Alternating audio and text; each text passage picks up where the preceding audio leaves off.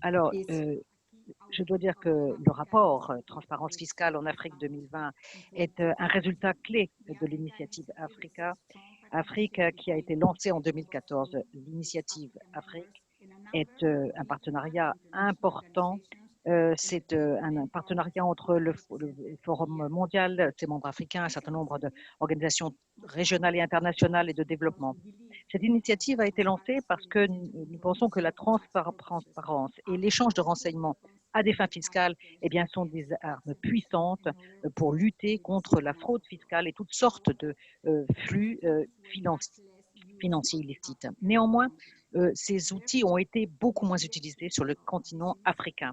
Et donc, l'objectif de l'initiative est de libérer le potentiel que représentent ces outils pour l'Afrique en s'assurant que les pays africains sont bien équipés et peuvent tirer avantage des améliorations qu'apporte la transparence fiscale mondiale, d'enrayer les flux financiers illicites en provenance d'Afrique et puis de mobiliser les ressources de développement pour les pays africains.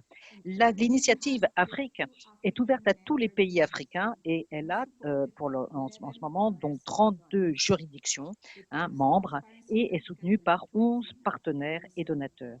Et le rapport Transparence fiscale en Afrique 2020 et le rapport étape 2019 dressent le bilan des progrès qui ont été faits par les pays africains et reflètent aussi un certain nombre de défis à relever. Il sert aussi de recueil d'informations sur la transparence fiscale et les échanges de renseignements pour les décideurs et les citoyens. En renforçant les capacités des pays africains à s'attaquer à la fraude fiscale et à d'autres formes de flux financiers illicites, la transparence vient venir mettre en œuvre soutenir une mise en œuvre réussie des objectifs de développement durable et de mobilisation des ressources nationales, ainsi que de mise en œuvre de l'agenda de la Commission de l'Afrique européenne 2063. Donc, le rôle critique joué par la transparence fiscale sera un élément important lorsque les effets économiques de la COVID se feront sentir. Alors, pour conclure, je voudrais remercier tous les membres africains du Forum mondial et les 3 non-membres d'avoir fourni des données, des informations absolument essentielles pour permettre la publication de ce rapport. Et grâce à ces partenaires de l'Afrique Initiative pour l'engagement et leur soutien, nous avons pu publier ce rapport et nous assurer que les pays africains participent plus efficacement et bénéficient pleinement de la transparence fiscale mondiale. Alors, nous avons reçu le soutien financier précieux de l'Union européenne, France, la Norvège, la Suisse et le Royaume-Uni. Alors, je vais saisir cette opportunité de remercier aussi les orateurs à cette réunion. Ils ont pris le temps de préparer quelques remarques sur la transparence fiscale en Afrique. Alors ici, aujourd'hui, nous écouterons professeur Victor Harrison, le commissaire aux affaires économiques de la Commission de l'Union africaine, monsieur Pascal Saint-Amand, qui est directeur du Centre de politique et d'administration fiscale de l'OCDE, Madame Zaida Manata, qui est chef du secrétaire du Forum mondial, qui va présenter ses conclusions et les conclusions du rapport. Monsieur Longelworth, qui est le secrétaire exécutif du Forum mondial et de l'administration fiscale en Afrique. Monsieur Abdoulaye Koulami, qui est directeur du développement de la gouvernance de la gestion financière de la Banque africaine de développement. Et monsieur Marcelo Estebao, qui est directeur du département de la macroéconomie, du commerce et de l'investissement, groupe de Banque mondiale, et monsieur Jean-Marc Niel, secrétaire général du CREDAF. Et maintenant, je voudrais inviter le premier orateur, c'est un plaisir, monsieur Victor Harrison, qui est donc commissaire aux affaires économiques et donc de la Commission Union africaine. Monsieur Harrison, vous avez la parole.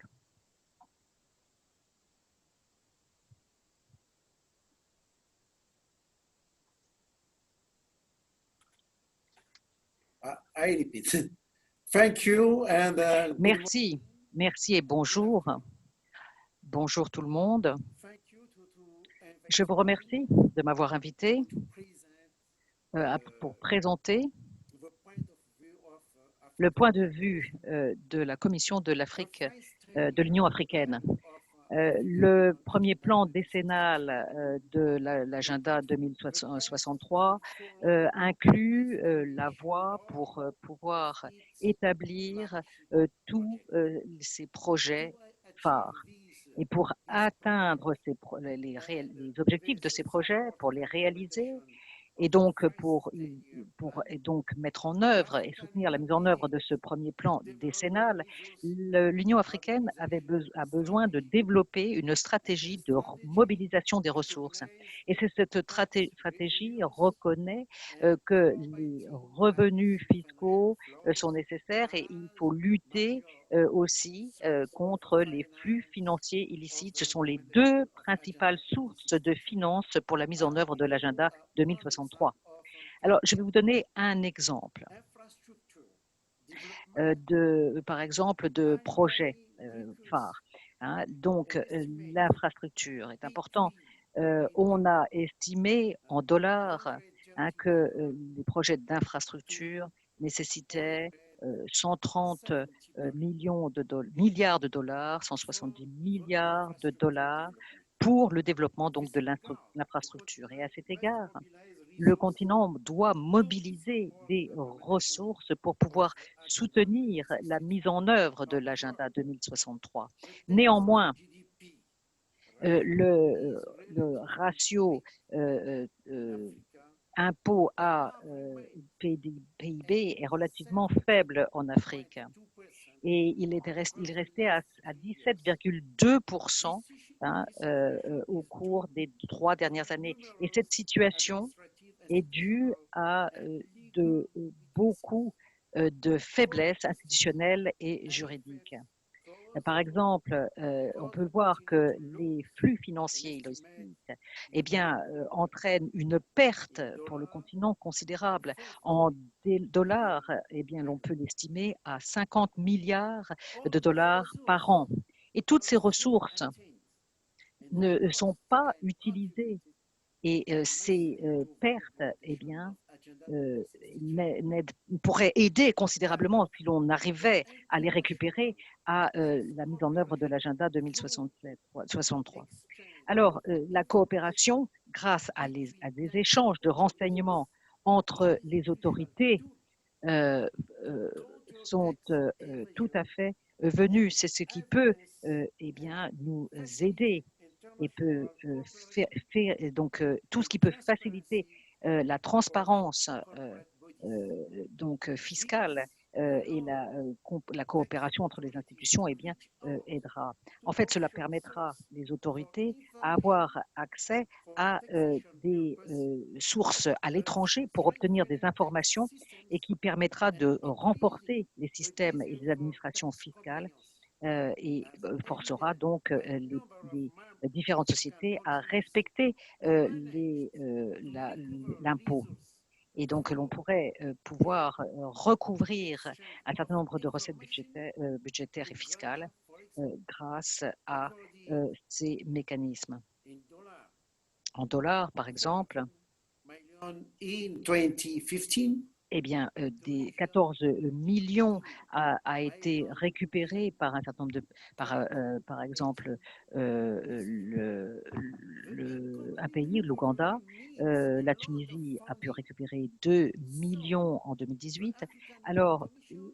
la is Commission supporting de the l'Union africaine Africa soutient Initiative of l'initiative Afrique Tax Transparency sur la in order transparence fiscale to de assist manière member à states aider to ces stop États membres à overstretch mettre un and terme policy à la politique interdiction de la main of tendue its own et de destiny pouvoir maîtriser by changing the ses propres paradigm destinées en of changeant le financing paradigme of its du own financement, development. paradigme en This is faveur d'un my financement de advice son propre and développement, intervention. et ceci pour tous les pays africains. If you want, I can continue. Alors, si vous voulez, je peux continuer. Non, je crois que nous avons des temps impartis relativement courts pour chacun des orateurs. Merci beaucoup.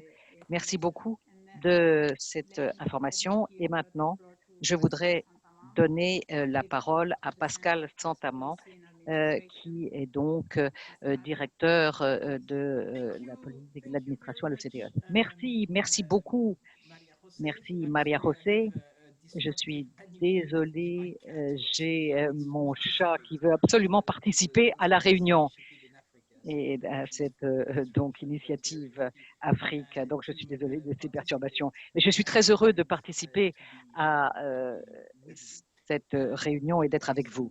Alors, écoutez, ceci est une initiative extrêmement importante et je voudrais vraiment remercier Zaïda d'avoir permis, enfin d'avoir organisé cela en dépit du Covid et de toutes les difficultés.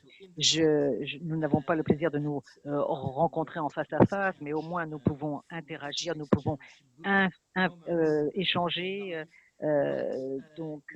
nos résultats. Il est très important qu'en dépit de la situation, ou enfin, je dirais à cause de la situation, il est très important que nous puissions travailler pour améliorer la transparence partout dans le monde et en Afrique en particulier.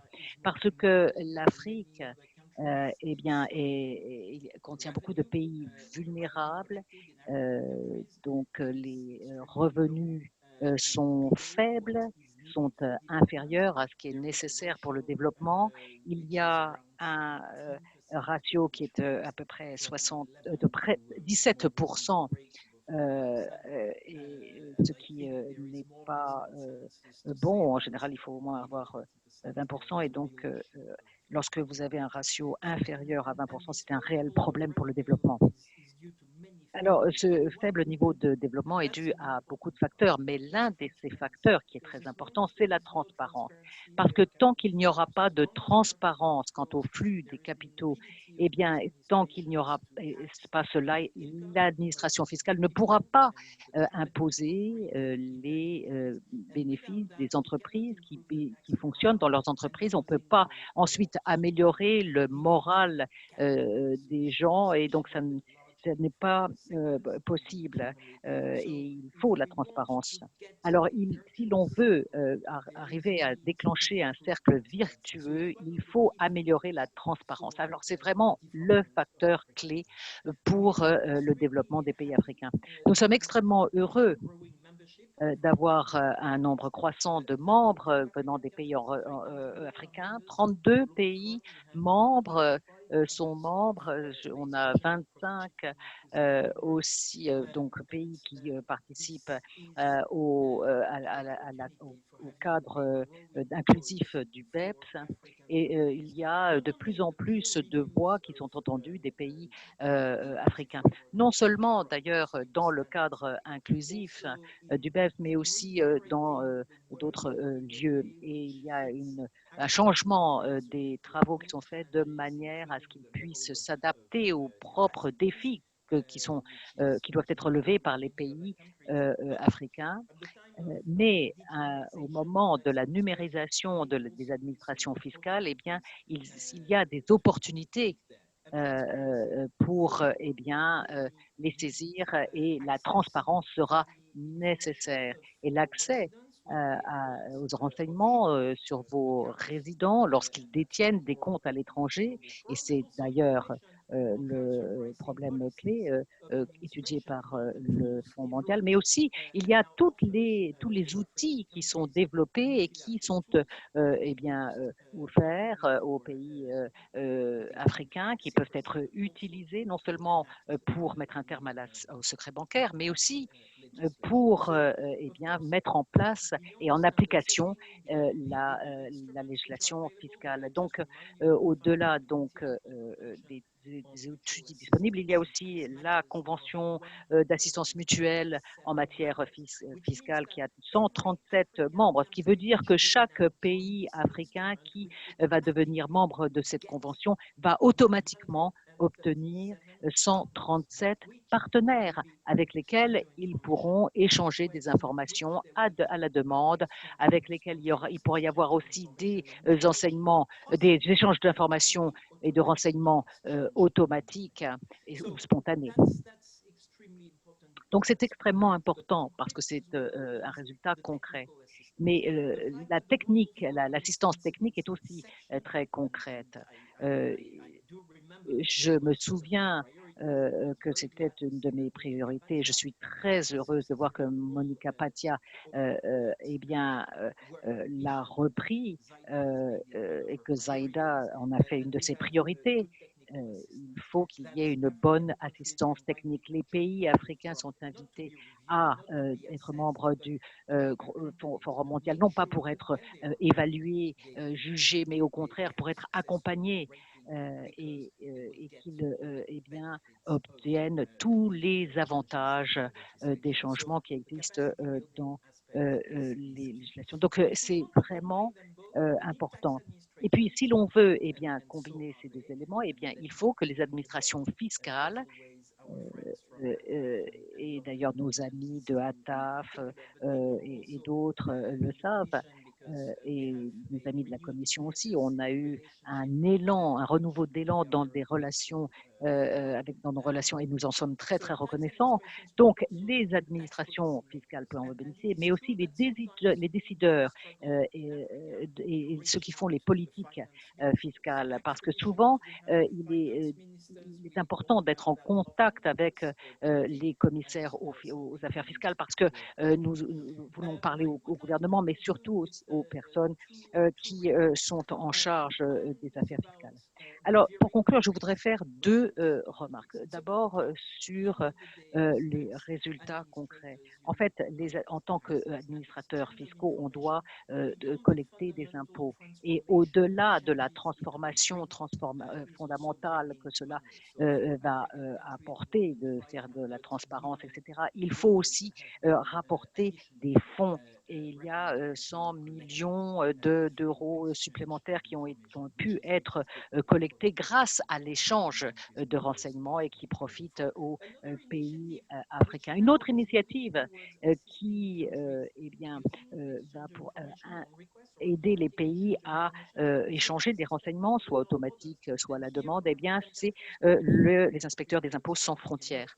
Et ils ont beaucoup intervenu et c'est une demande des pays, à la demande des pays africains, nous pourrons apporter cette aide et ça permet d'aider dans les cas de fraude individuelle, fraude fiscale, et on peut aussi aider les pays à utiliser les échanges de renseignements automatiques. Alors, un dernier mot pour dire et pour parler de l'environnement mondial. On travaille d'arrache-pied sur l'établissement d'un minimum de systèmes numériques.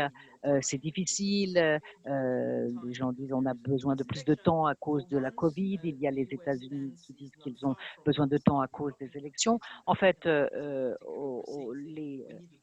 on a besoin du temps, d'accord. Il faudrait prendre un peu de temps, mais pas trop, parce qu'il faut réellement nous intéresser. Parce que lorsque nous répondons aux défis de la numérisation de l'économie, particulièrement au moment de la Covid, et on voit que l'économie s'est quand même effondrée, nous avons besoin réellement de faire plus pour les pays en voie de développement. C'est ce que j'appelle le troisième pilier. Hein. Il y a la numérisation, il y a la taxe mondiale, mais il faut aussi vraiment aider les pays africains à pouvoir mettre en place leur agenda. Vous pouvez compter sur moi-même, sur mon équipe pour vous accompagner dans toutes ces questions. Je m'arrête ici et je vous souhaite les pleins succès pour cet événement qui sont déjà sur les médias sociaux.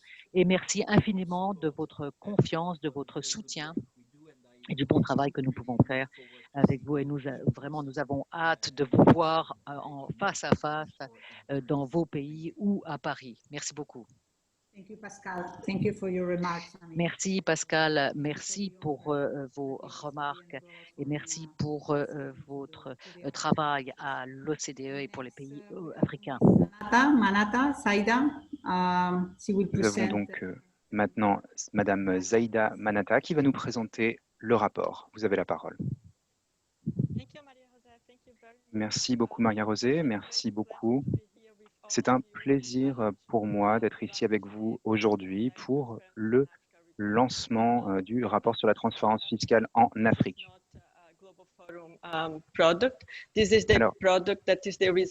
c'est un produit qui n'est pas seulement un produit du Forum mondial, non, il s'agit d'un produit qui est le résultat de l'engagement et des efforts qui ont été faits par tous les pays qui y ont participé, ainsi que le résultat des efforts de nos partenaires, notamment les partenaires de développement.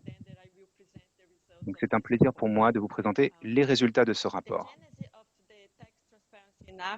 Le lancement de ce projet sur la transparence fiscale en Afrique, c'est parti d'une simple observation. Les pays africains ont beaucoup souffert de pertes de recettes fiscales à cause des flux financiers illicites.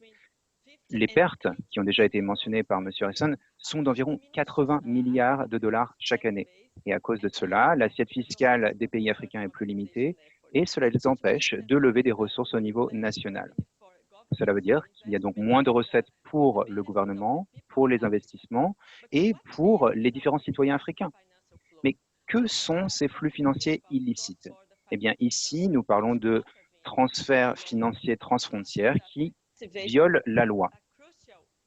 Et la fraude fiscale est une part importante de ces flux financiers. Par exemple, 44% du patrimoine financier africain serait détenu à l'étranger. Et cela pose beaucoup de questions, notamment une.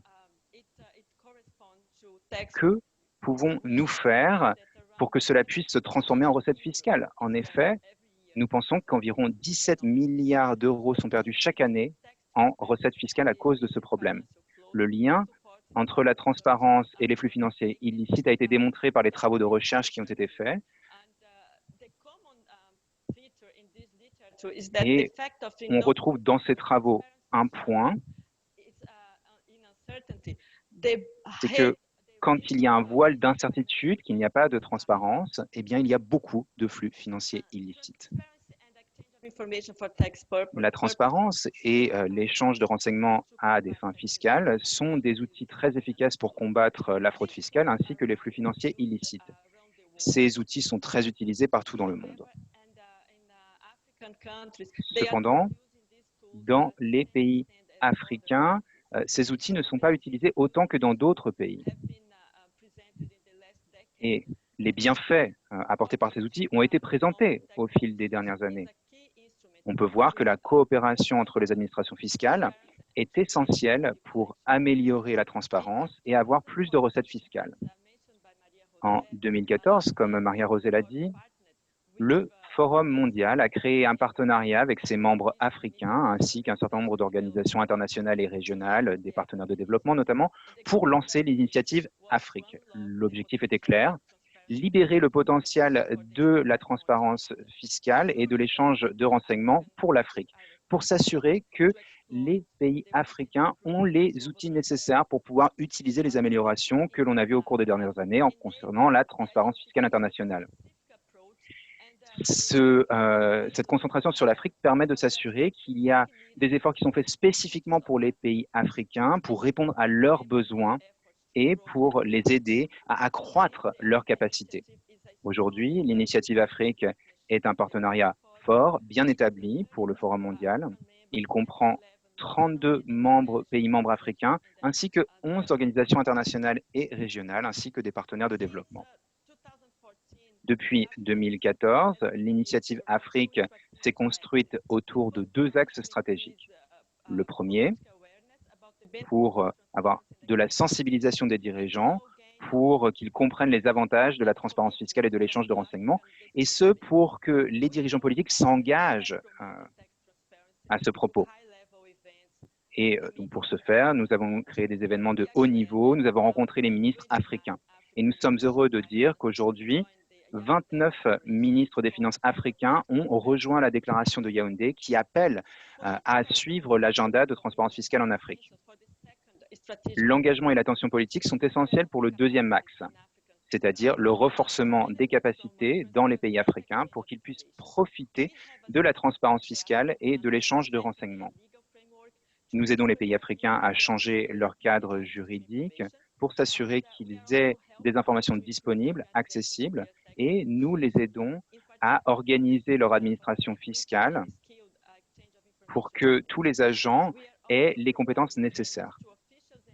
Nous fournissons aussi donc des formations à tous les agents pour qu'ils puissent utiliser tous les outils au mieux pour mettre fin aux flux financiers illicites et, au bout du compte, augmenter les recettes fiscales au niveau national. Ce rapport annuel est donc maintenant publié depuis 2 ans et cela permet d'avoir un point de vue sur ce qui s'est passé en Afrique.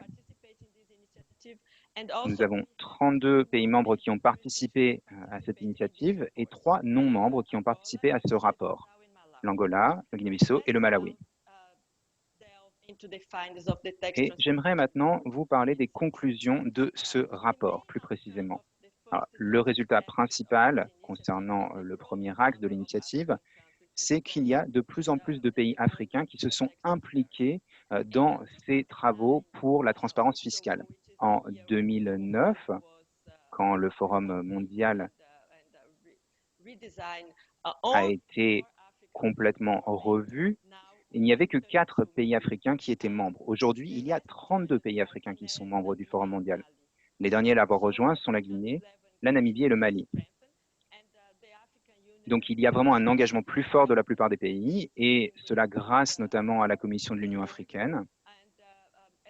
Et comme le professeur Harrison l'a dit, l'Union africaine s'est engagée à jouer un rôle de leader pour la mise en œuvre de la transparence fiscale et pour s'assurer que ces discussions continuent au plus haut niveau en Afrique.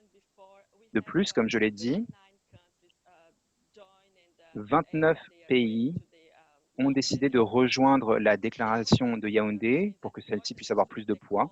C'est un instrument important qui demande à ce que les pays africains participent plus aux efforts internationaux pour s'attaquer à la fraude fiscale grâce à plus de transparence et d'échanges de renseignements. Le deuxième résultat au niveau du premier axe stratégique, c'est que maintenant, l'échange de renseignements est une priorité pour les administrations fiscales africaines. Parmi les 33 juridictions africaines qui nous ont transmis des informations, nous savons que 21 considèrent que l'échange de renseignements est une priorité haute. C'est un changement remarquable quand on compare avec la situation en 2014.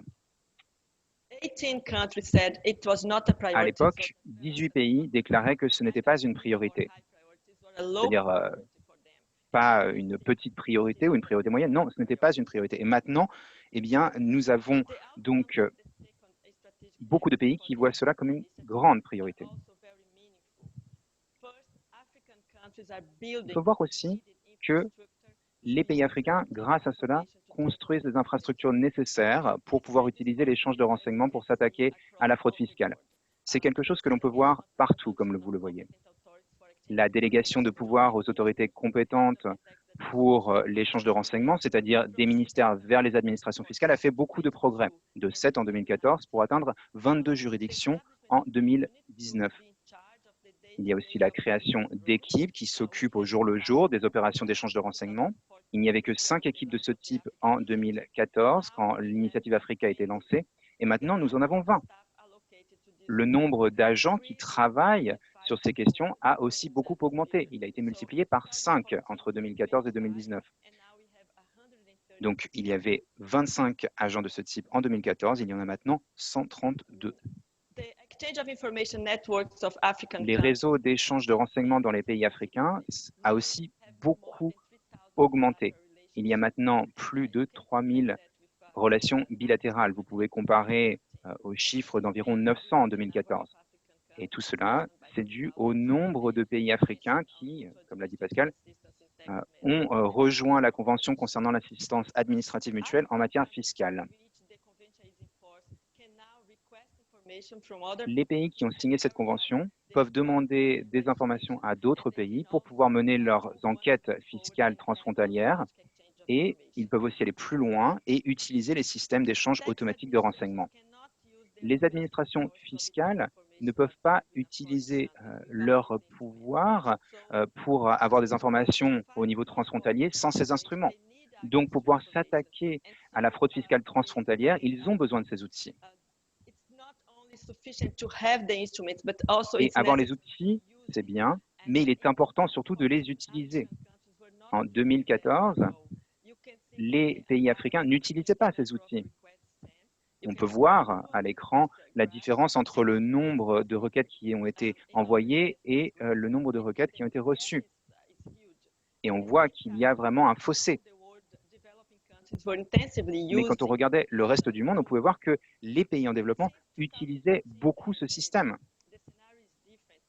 Depuis 2014, la situation a changé. Il y a maintenant beaucoup plus d'échanges de renseignements et ce déséquilibre s'est résorbé. Le nombre de requêtes envoyées par des pays africains, en bleu dans le premier graphique, a augmenté de 48% entre 2018 et 2019. Cependant, l'utilisation de cet outil n'est pas forcément aussi importante d'un pays à un autre. En 2019, seulement 4 pays représentaient 75% de toutes les demandes. Donc, en conclusion, il y a encore des progrès à faire pour que les pays africains utilisent au mieux ces outils. Les demandes qui ont été envoyées se sont vraiment transformées en recettes fiscales. Et au bout du compte, c'est cela qui compte, comme Pascal l'a dit.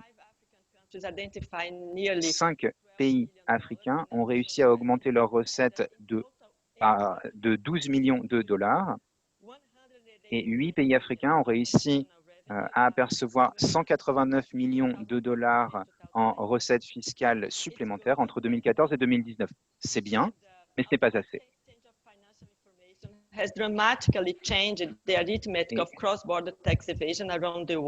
L'échange automatique de renseignements a changé la situation en ce qui concerne la fraude fiscale. Ici, il n'y a pas besoin de requêtes. Les juridictions reçoivent chaque année des informations sur les actifs détenus par leurs contribuables à l'étranger. Au niveau mondial, 102 milliards d'euros ont été recouvrés grâce au programme de divulgation volontaire, etc. Et c'est quelque chose qui a été fait avant la mise en œuvre de l'échange automatique de renseignements. Et cela a permis déjà aux pays en développement de recouvrer 27 milliards de dollars. En Afrique, le Nigeria a réussi à percevoir 82 millions et l'Afrique du Sud, 296 millions. Et on peut voir que beaucoup de pays ont commencé à utiliser cet échange de renseignements automatique entre 2017 et 2019, Maurice, les Seychelles, l'Afrique du Sud, le Ghana. Le Nigeria devrait commencer à utiliser ce système cette année et 7 autres pays ont commencé à réfléchir à mettre en œuvre ce système. Certains y réfléchissent seulement, d'autres pays ont déjà bien avancé dans leurs préparatifs. C'est le cas par exemple du Maroc qui pourrait commencer à échanger des renseignements à partir de 2021. Ici, il est important de noter que ces pays vont non seulement envoyer des renseignements, mais ils vont aussi en recevoir. C'est quelque chose qui sera réciproque. Donc, il faut que les pays non seulement envoient toutes ces informations, mais il faut aussi que les pays aient les outils nécessaires pour utiliser les renseignements reçus. Alors, il y a eu des progrès, mais il y a encore beaucoup d'efforts à faire pour vraiment utiliser le plein potentiel de l'échange automatique de renseignements en Afrique. En 2019, les activités de renforcement de capacité ont continué à s'intensifier. 12 pays africains ont pu bénéficier de programmes de mentorat. 20 pays ont eu une assistance sur mesure pour répondre à leurs besoins spécifiques. Il y a eu 30 événements de renforcement des capacités qui ont été organisés en Afrique depuis 2015 et plus de 1000 agents des impôts venant de 44 pays africains ont été formés. Le Forum mondial et ses partenaires vont continuer à soutenir les pays africains pour résoudre les problèmes qui se présenteront à l'avenir. Le travail de l'initiative Afrique est maintenant bien établi, mais c'est seulement le début. En effet, il faut avancer sur la transparence fiscale. Les plus grands défis aujourd'hui, en fait, sont de continuer à soutenir les pays africains malgré l'épidémie du Covid-19. Parce que la transparence fiscale sera essentielle pour la reprise économique après la fin de cette épidémie. Avec nos partenaires, nous développons de nouvelles manières de soutenir les pays Et il y a une demande. Par exemple, lors des 6 premiers mois de 2020, eh bien, 500 agents ont été formés grâce à des classes virtuelles. Nous aidons aussi les pays à distance grâce à WhatsApp, à Skype. Tous les outils qui peuvent nous aider à aider les pays africains sont utilisés. Et donc pour 2020 et au-delà, nous pensons qu'il faudra vraiment commencer à travailler sur les normes relatives aux bénéficiaires effectifs et à l'échange automatique de renseignements qui aidera beaucoup les pays africains à augmenter leurs recettes fiscales. Et donc pour cela, il faut un soutien fort au niveau politique, au plus haut niveau, pour sensibiliser et pour aider les pays. Bien entendu, il faut aussi des activités de renforcement de capacité. Donc j'aimerais remercier les 32 pays membres africains au Forum mondial, ainsi que les 3 non-membres qui ont rendu ce rapport possible. Nous aimerions aussi remercier nos partenaires, ainsi que les donateurs, notamment de l'initiative Afrique, qui se sont engagés, qui ont continué à nous soutenir pour s'assurer que les pays africains peuvent continuer à participer de manière efficace et à bénéficier de la transparence fiscale au niveau international et à bénéficier de l'assistance du Forum mondial. Merci beaucoup. Merci beaucoup, Zaïda. Merci de nous avoir communiqué les conclusions principales de ce rapport. J'aimerais maintenant donner la parole à notre prochain participant, Logan Ward, secrétaire exécutif Forum sur l'administration fiscale africaine. Logan, vous avez la parole. Merci. Merci beaucoup. Et merci beaucoup, Zaïda, pour cette présentation. C'est un plaisir de pouvoir participer au lancement du rapport de cette année. Et c'est un plaisir de pouvoir travailler avec les partenaires, avec le Forum mondial, l'OCDE, l'Union africaine, mais aussi la Banque africaine de développement, la Banque mondiale et tous les partenaires qui ont participé à cette aventure. On a pu le voir dans le rapport. La transparence fiscale et ses impacts sur les recettes fiscales est absolument essentielle. En effet, la priorité pour les pays africains, c'est la mobilisation des ressources nationales par le biais de la fiscalité. Et donc, les différentes juridictions font de leur mieux pour améliorer leur mandat, mais souvent, les administrations fiscales font face à de grandes difficultés liées à la transparence fiscale. Donc, ce rapport est publié à un moment assez difficile. En effet, il y a l'épidémie mondiale que nous connaissons tous. Et comme Pascal l'a dit, les États africains vont être assez vulnérables et il va falloir aussi donc que ces pays puissent percevoir plus d'impôts pour pouvoir réagir. Donc vraiment, la collecte de recettes fiscales est devenue une priorité pour tous. Donc, la collaboration internationale est essentielle. Ici, au sein du Forum mondial, où nous travaillons pour développer les différents cadres juridiques et autres, nous n'avons peut-être pas réussi encore à vraiment aider assez au niveau technologique, mais en tous les cas, ces types de collaborations sont essentiels. En effet, c'est ce qui permet d'avancer pour le cadre fiscal international. Et c'est quelque chose de particulièrement important avec l'avènement de l'économie numérique. Donc, je pense qu'il est très important d'augmenter les taux des impôts au niveau mondial. Cela a été mentionné dans le cadre de l'économie numérique. Mais il faut aussi le faire grâce à des instruments au niveau national, en utilisant justement les outils internationaux, notamment la convention multilatérale ou l'utilisation des outils d'échange automatique de renseignements. En effet, on n'en parle pas toujours, mais au bout du compte, la redistribution des recettes fiscales a un impact très fort sur le climat social partout dans le monde, mais en Afrique tout particulièrement. En effet, en Afrique, on a bien vu que parfois, la situation politique pouvait être difficile. Et la redistribution des recettes gouvernementales permet en fait de remédier aux inégalités et d'améliorer la situation sociale, de réduire les différents problèmes qui existent dans les pays. Et donc, il y a beaucoup de pression dont vont souffrir les pays africains pour cette reprise économique. Hier, il y a eu la présentation du budget complémentaire par le ministère des Finances sud-africain. Et en Afrique du Sud, le pays est en état de choc. En effet, le ratio aujourd'hui est en dessous de 18%. Et ici, je pense que cela montre bien les difficultés qui pourront se poser pour tous les pays africains après la fin de l'épidémie du Covid. Donc, ce rapport est très important parce qu'il montre en fait les outils qui sont essentiels pour arriver à soutenir les initiatives de transparence fiscale au niveau international. Zaïda a déjà parlé de beaucoup de chiffres très importants que l'on peut trouver dans ce rapport. Notamment, on peut voir qu'il y a une augmentation des demandes de renseignements de 48% grâce à ce programme. On peut voir qu'il y a de plus en plus d'équipes dédiées pour les échanges de renseignements. On est passé de 79 équipes en 2018 pour atteindre 132 en 2019. Alors, ce n'est pas assez, mais c'est un progrès.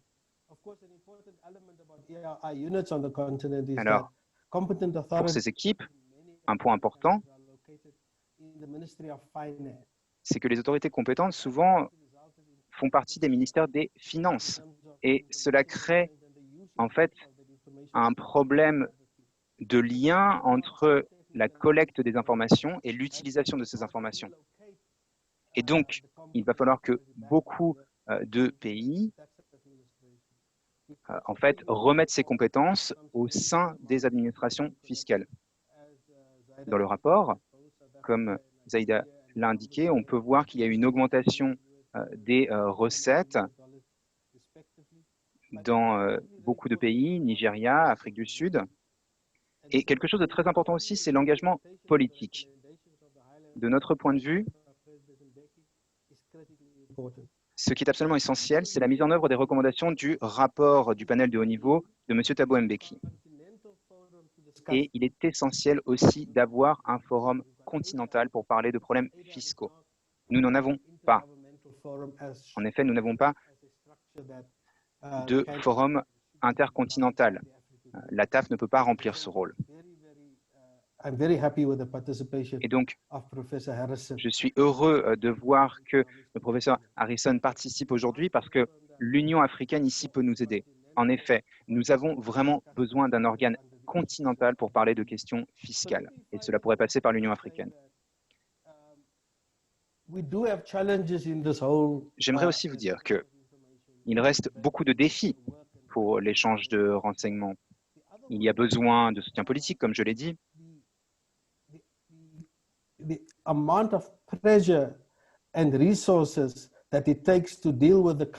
il faut aussi prendre en compte un problème, c'est le problème des ressources supplémentaires qui doivent être utilisées par les pays qui sont sur la liste noire de l'Union européenne.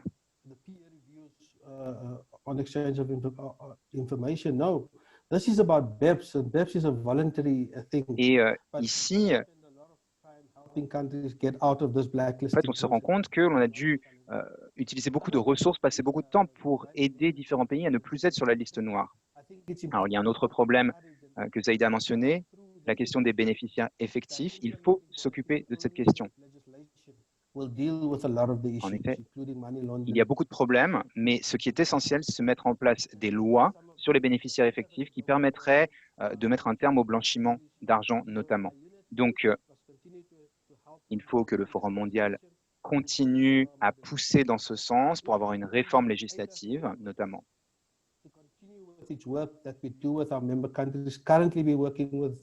Alors, nous devons continuer notre travail avec les différents pays. En ce moment, nous travaillerons avec la Gambie, la Zambie, l'Ouganda, le Botswana. Et nous devons continuer à travailler avec eux, avec le Forum mondial, mais aussi au sein de nos propres programmes ainsi qu'avec les autorités compétentes. Les chiffres donnés par Pascal et Zeida sont encourageants. Nous sommes fiers des résultats que nous avons réussi à atteindre au cours des dernières années grâce à l'échange de renseignements et aux programmes internationaux en matière fiscale. Nous avons mis en œuvre un certain nombre de contrôles et examens fiscaux et des millions de dollars ont été récupérés. Donc, ce rapport doit vraiment montrer aux pays africains qu'ils peuvent renforcer ces systèmes d'échange d'informations puisque cela fonctionne. Je vous remercie.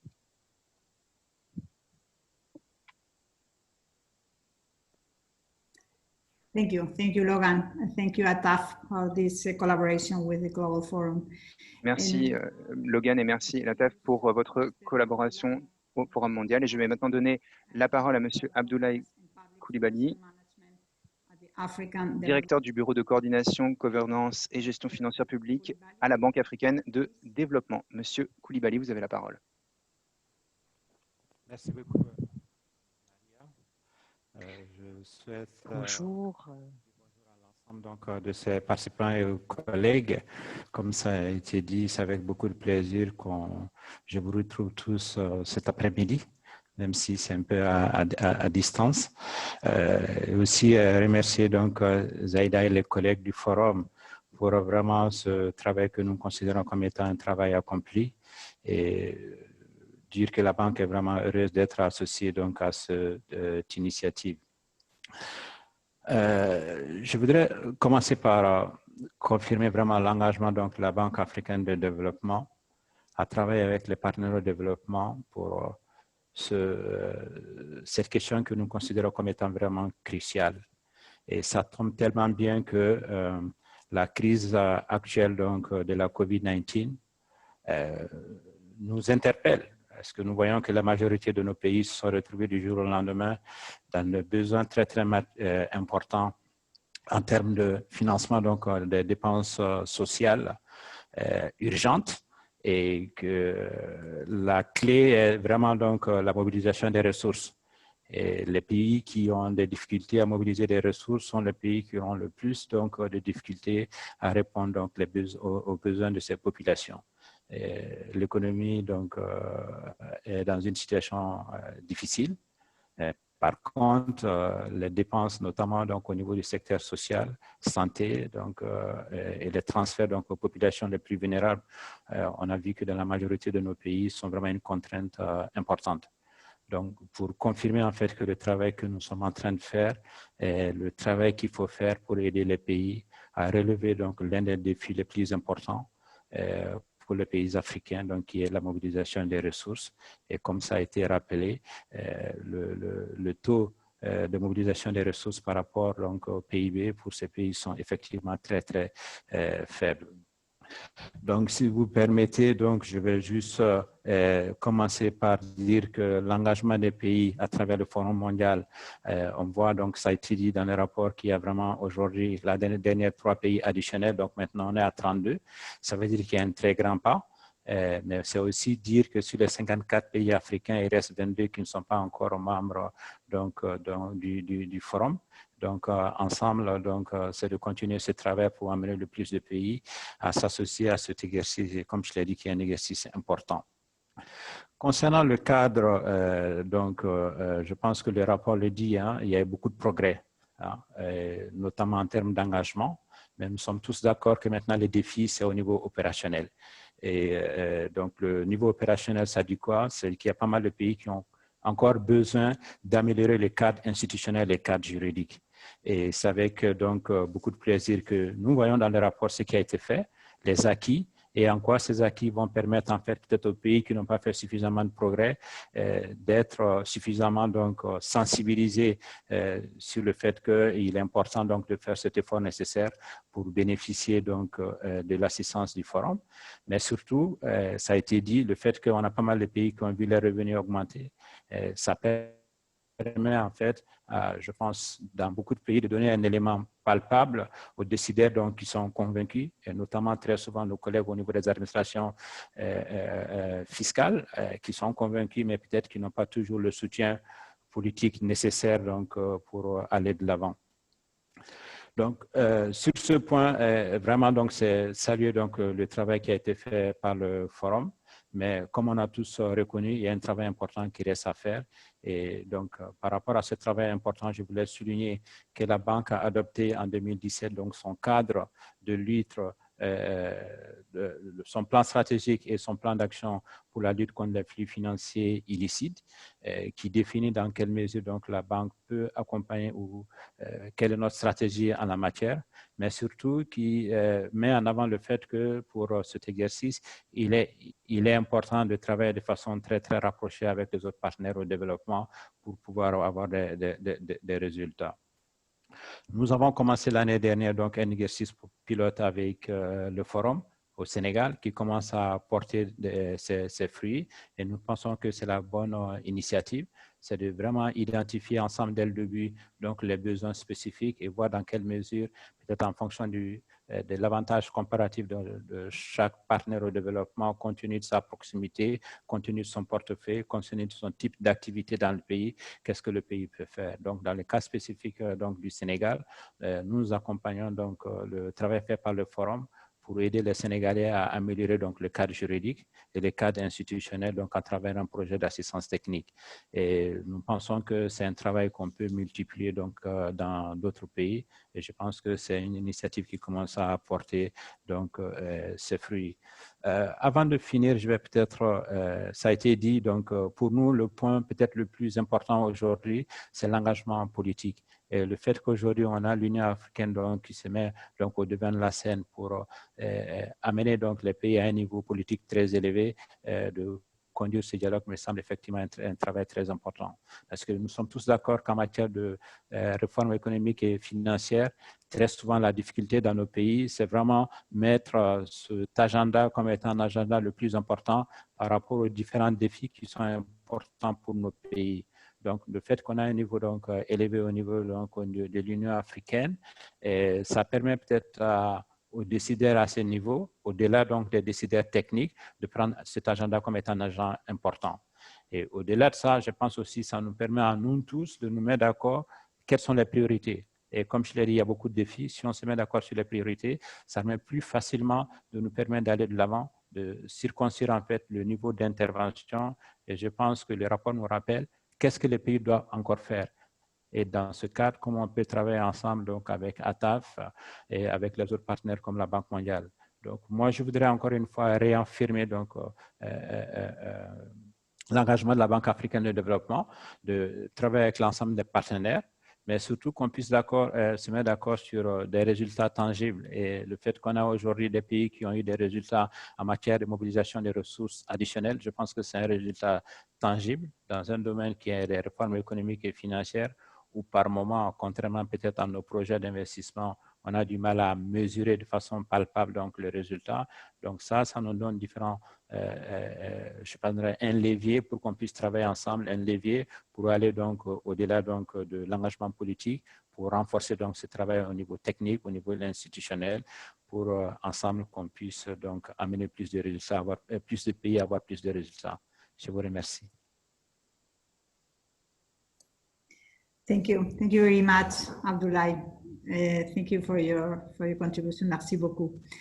And now, Merci beaucoup, Abdoulaye. Et maintenant, je vais donner la parole à l'orateur suivant, Monsieur Marcelo Estevao, qui est directeur mondial donc, du département macroéconomie, commerce et investissement du groupe de la Banque mondiale. Merci beaucoup. Je voudrais vous remercier de m'avoir invité à parler et à prendre la parole dans votre événement. Je dois dire que nous sommes tout à fait fiers d'être partenaires de l'Afrique Initiative, qui est responsable de ce rapport. Le volume général des flux financiers illicites en provenance des pays en voie de développement prive les gouvernements des ressources dont ils ont vraiment besoin pour leurs services de base et leur développement. L'OCDE, et d'après les examinations de l'OCDE, 2/3 des flux illicites sont liés à l'évasion fiscale et la fraude fiscale ainsi que d'autres crimes fiscaux.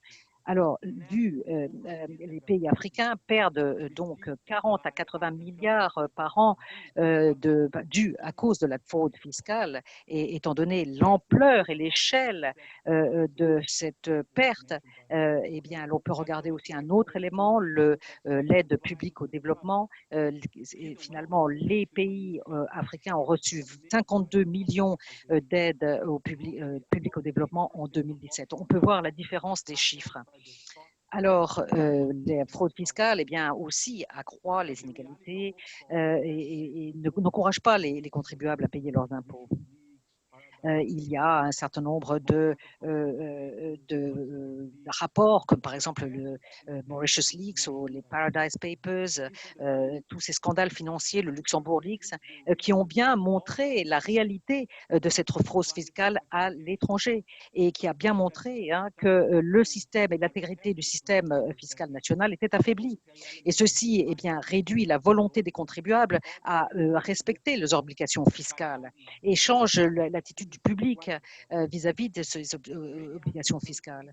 Alors, beaucoup de pays africains luttent pour établir et mettre en œuvre des structures juridiques qui combattent effectivement la fraude fiscale et la criminalité fiscale. Le cadre juridique qui permet le secret financier, en particulier de la part d'autorités gouvernementales légitimes, permettent la fraude fiscale et donc permettent le blanchiment d'argent, permettent des pratiques nocives. La fraude fiscale est facilitée par des régimes juridiques qui permettent une opacité des informations financières et d'une application très laxiste des réglementations de transparence concernant les entités à l'étranger. Alors, il faut lutter contre la fraude fiscale et les flux financiers illicites. C'est une priorité pour la Banque mondiale. À la fin de 2019, les donateurs ont engagé 82 milliards dans le financement de l'Association de développement international de la Banque, l'IDA, pour la période 2020-2023, ce qui a permis d'offrir des prêts à 0% ou à taux d'intérêt très faibles et qui a permis de donner à 75 des pays les plus pauvres du monde des subventions ou des dons. Alors, dans ce contexte, la Banque s'est engagée à soutenir les pays IDA, à augmenter leurs ressources, des pays qui souffrent vraiment de niveaux très faibles de recettes fiscales. Nous sommes engagés à soutenir au moins 5 pays en conduisant donc des évaluations très larges de flux financiers illicites et nous avons préparé des plans d'action. Il est important de faire tout ça pour adopter, notamment de les aider à adopter un échange automatique d'informations et de renseignements pour réduire la fraude fiscale. Alors, la Banque mondiale apporte une assistance technique aux pays pour les aider à appliquer les normes mondiales sur la transparence, à échanger les renseignements et aussi à les aide à construire leur évaluation du risque, permettant donc d'identifier les sources de transactions très risquées et qui pourraient amener justement à être des véhicules pour l'évasion et la fraude fiscale. Alors, nous avons soutenu un certain nombre de pays africains et non africains depuis 2013, le Cameroun, le Cap-Verde, le Ghana, le Kenya, le Libéria, la Tunisie, etc. Et nous avons aussi introduit dans ces pays des législations sur l'échange d'informations et de renseignements à la demande. Le développement, par exemple, de l'échange automatique de renseignements. On les a aidés aussi à mettre en place des normes beaucoup plus strictes et notamment en ce qui concerne la divulgation des bénéficiaires effectifs. En fait, de plus en plus, la transparence fiscale et la fiscalité internationale bénéficient aussi de nos politiques en matière de prêts, bon, on a eu appliqué ces politiques au Cap-Vert, mais aussi en Mauritanie, et puis à d'autres pays non africains, Indonésie, Panali, Sainte Lucia et d'autres. Et nous avons aussi récemment eh bien, pris une nouvelle initiative pour connecter, mieux connecter notre travail aux flux et financiers illicites. En particulier, nous avons ajouté un module sur la fraude fiscale à notre outil d'évaluation des risques nationaux qui fait un diagnostic des faiblesses et des menaces pour les pays qui portent donc sur le blanchiment d'argent. Et ceci permet au gouvernement de comprendre un petit peu mieux les risques qu'ils encourent de blanchiment d'argent, de revenus qui eh bien, proviennent de la fraude fiscale. Ça leur permettrait à certains pays de pouvoir allouer des ressources et identifier eh bien, des meilleures approches pour lutter contre ces flux. Alors, je voudrais conclure en essayant de tirer et de partager certaines des leçons que nous avons tirées de notre expérience. Premièrement, l'impact durable eh bien, nécessite un investissement à long terme qui se concentre sur des améliorations à long terme. Or, des progrès à long terme nécessitent des changements au sein des autorités budgétaires ou fiscales et au sein des gouvernements. Ça nécessite un soutien de la Banque mondiale et d'autres, mais un soutien continu. Deuxièmement, la collaboration régionale entre les pays et la coordination de tous les fournisseurs de soutien de développement capacitaire est la clé du succès. Les organisations régionales, fiscales et la TAF en particulier jouent un rôle critique dans le soutien apporté à la transparence fiscale aux pays européens, aux pays africains et assurent un tel support et un tel soutien à ces pays. Je voudrais aussi souligner la collaboration très étroite que nous avons avec l'OCDE, le Forum mondial. Nous apportons un soutien sur le terrain à ces pays en Afrique et en travaillant ensemble, nous allons assurer que eh bien, ces voix de ces régions puissent être bien représentants. Et moi, je pense que nous allons accroître de cette façon l'impact de notre travail. Le mot-clé, c'est réellement la coopération et l'avenir à long terme. Merci beaucoup, Marcello. Et maintenant, je voudrais vous donner la parole au dernier orateur, Monsieur Niel, qui est secrétaire général du CREDAF. Vous avez la parole. Pourriez-vous juste vérifier que votre chaîne d'interprétation est appuyée sur off, désactivée? Merci beaucoup. Monsieur Niel, Jean-Marc. Monsieur Niel, vous avez la parole. Bien, écoutez, à mon tour de remercier les organisateurs de cette réunion de m'avoir invité et saluer, si je vois bien sur mon écran, les presque 300 participants qui assistent à cette réunion. Alors, sans vouloir paraphraser les intervenants précédents, je suis moi aussi très heureux de saluer la parution de ce rapport. Il est très important, à mon sens, de pouvoir disposer de cet outil qui permet de mesurer de manière objective et régulière les progrès qui sont accomplis chaque année et ce qu'il reste à faire. Bon, pour 2009, j'ai vu que les progrès sont réels, notamment dans le domaine de l'échange de renseignements sur demande, avec une progression qui est significative, on l'a vu, presque de l'ordre de 50%. Je pense que cela traduit à la fois la mobilisation conjointe des différents acteurs et la prise en compte croissante et à tous les niveaux du potentiel de la coopération administrative entre États. C'est un sujet auquel je suis particulièrement sensible pour avoir exercé des responsabilités en matière de contrôle fiscal dans mon administration d'origine. L'échange de renseignements, c'est la cheville ouvrière et le nerf de la guerre du contrôle fiscal. J'ai également relevé, comme d'autres intervenants, la très forte progression du niveau de priorité qui est accordé à l'échange de renseignements par les autorités fiscales et celle du nombre d'agents qui travaillent sur ces sujets. Je pense que là aussi, c'est quelque chose d'important en matière d'organisation des administrations fiscales. Mais bien sûr, bon, les résultats, il y a un certain nombre de points positifs, mais il reste d'abord le point que ce sont des résultats qui sont hétérogènes quand on les regarde dans le détail. Et puis, je pense qu'il y a aussi un certain nombre de travaux qui restent à mener qui sont importants.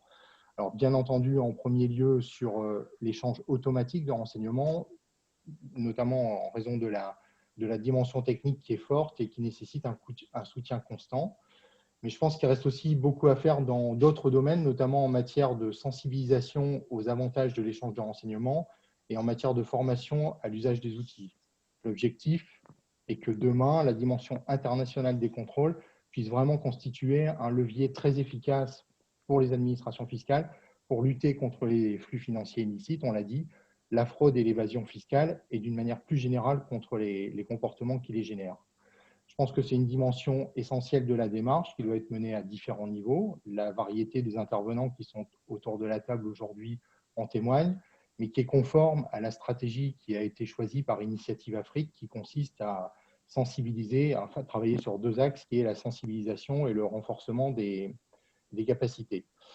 Donc, je pense que la nécessité de mettre l'accent sur la formation et sur la diffusion des connaissances dans les administrations fiscales sont un enjeu fort pour les organisations régionales telles que le CREDAF. C'est la raison pour laquelle nous avons intégré dans notre stratégie cette préoccupation qui croise plusieurs de nos axes de travail, puisqu'on travaille actuellement d'abord sur un enjeu qui est ce que j'appellerais la maîtrise des données, c'est-à-dire l'acquisition, la maîtrise et la valorisation des données.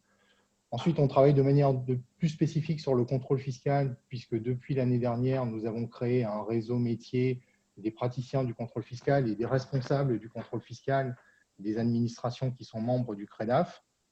Et enfin, le troisième axe de recoupement avec les travaux du CREDAF, c'est le travail qu'on mène de manière quasi permanente sur l'organisation des administrations fiscales, parce que je pense que sur le sujet de l'échange de renseignements, la mise en place d'unités spécialisées constitue dans la plupart des cas la meilleure solution pour professionnaliser la démarche.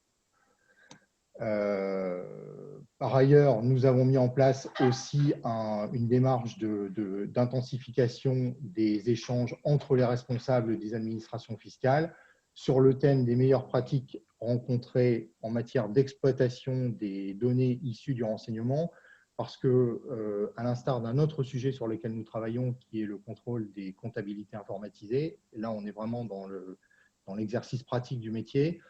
De la même manière, je pense que le travail de contrôle fiscal qui part de l'échange de renseignements, c'est un travail qui est éminemment technique et qui contient un certain nombre de pièges procéduraux. Et donc, il faut absolument qu'il y ait un savoir-faire qui soit maîtrisé, et c'est plus facile de le maîtriser et de l'acquérir ensemble. Donc, quelques mots sur la façon dont nous allons continuer à porter l'initiative Afrique au sein du CREDAF. D'abord, je voudrais dire que nous allons poursuivre le partenariat solide qui est engagé entre les secrétariats pour partager les dernières actualités et enrichir la réflexion. Depuis maintenant presque 2 ans que je suis devenu secrétaire général du CREDAF, j'ai eu de nombreuses occasions de travailler avec le secrétariat du Forum et plus particulièrement avec Initiative Afrique, et je pense que c'est vraiment un point essentiel. D'autre part, je pense que nous allons continuer à inviter Initiative Afrique à plusieurs de nos événements. Nous l'avons fait l'année dernière à l'Assemblée générale du CREDAF. Nous l'avons fait lorsque nous avons créé le réseau des responsables du contrôle fiscal. Et je pense que c'est très important dans la mesure où ça permet de toucher différents niveaux de responsabilité au sein des administrations. Tout à l'heure, j'ai entendu un intervenant qui a parlé de défis au niveau opérationnel et de la nécessité de toucher les responsables des administrations fiscales. Je pense que c'est par le biais d'organisations régionales telles que la nôtre qu'il est possible de toucher à la fois les directeurs généraux des administrations, mais aussi les directeurs métiers et les praticiens du contrôle eux-mêmes. Dernier point que je voudrais souligner pour ne pas être trop long, c'est le fait que lorsque nous avons des échanges et une collaboration poussée avec le Forum et Initiative Afrique, c'est aussi un moyen de toucher nos adhérents qui ne sont pas encore membres du Forum et qui peuvent ainsi constater les résultats et le travail qui est mené au sein du Forum et voir les avantages qui peuvent en être tirés. Voilà. Donc, je voudrais aussi indiquer que nous avons, malgré la crise du Covid-19, et j'espère qu'on en sortira le plus rapidement possible, et en tout état de cause, on trouvera un moyen de travailler d'une façon ou d'une autre. Nous allons poursuivre l'organisation de séminaires qui sont spécifiquement dédiés à à la matière et je vais proposer au secrétariat que nous puissions prendre rapidement des initiatives en ce sens. Voilà. Pour terminer, je souhaite redire à quel point le CREDAF, notamment son bureau exécutif, son secrétariat général et bien entendu l'ensemble de ses membres considèrent que les sujets qui sont portés par le Forum mondial et singulièrement par Initiative Afrique sont très importants pour ses membres pour leur permettre de mener à bien leur mission fiscale. Voilà, je vous remercie.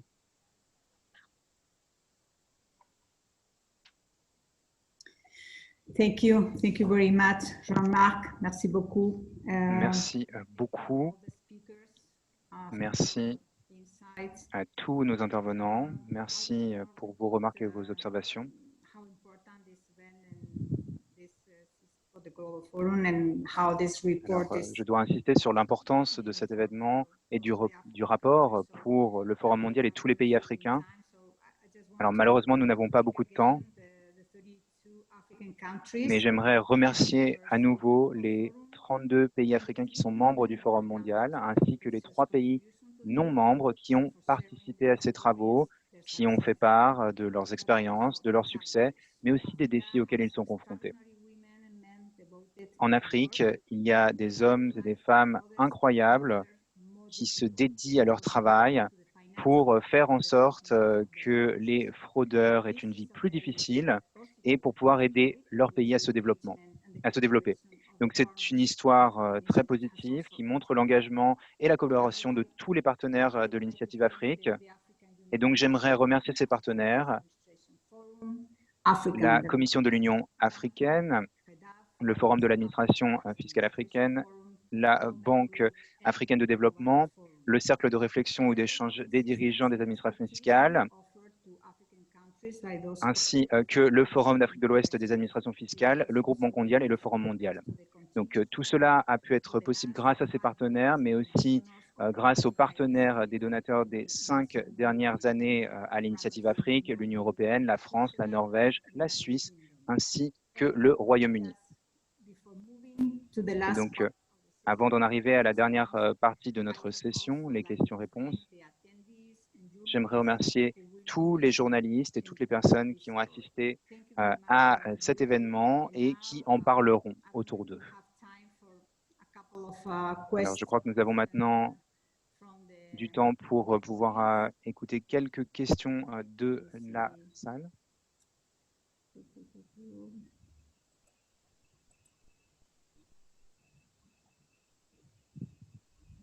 Well, I think everybody's telling me that we are running very late. Alors, malheureusement, tout le monde me dit que nous sommes très en retard et que nous ne pourrons pas prendre de questions.